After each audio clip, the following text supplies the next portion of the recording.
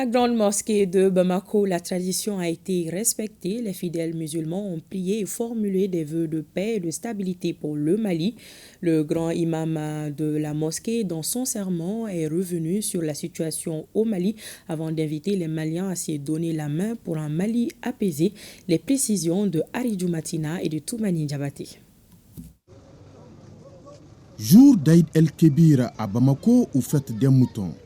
Des centaines de fidèles musulmans, hommes et femmes, personnes âgées, adultes et enfants, parés dans leurs beaux habits de fête, affluent vers la grande mosquée de Bamako qui retrouve sa ferveur et sa symbolique des grandes fêtes religieuses.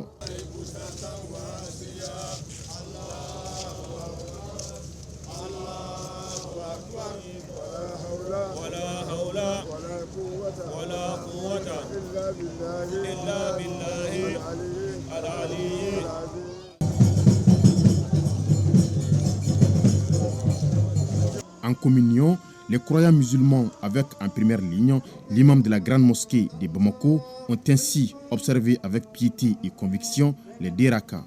Juste après, place au sermon élaboré par l'imam Amadou Sokale pour la circonstance.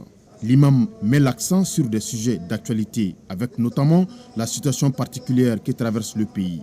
Puis il invite les fidèles à la tolérance et à l'union des cœurs. L'Aïd el-Kébir, un grand moment de spiritualité et d'invocation, offre l'occasion aux fidèles de faire des vœux.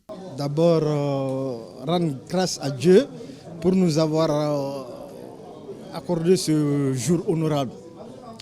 Et mes vœux, d'abord, c'est toujours la prière pour le pays.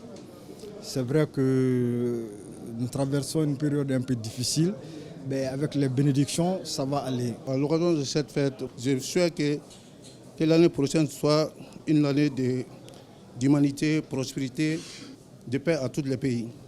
Le sermon une fois terminé, l'imam Amadou Sokale s'évertue à immoler son mouton. Un acte qui commémore le sacrifice du bélier fait par le prophète Abraham à la place du sacrifice de son fils Ismaïl.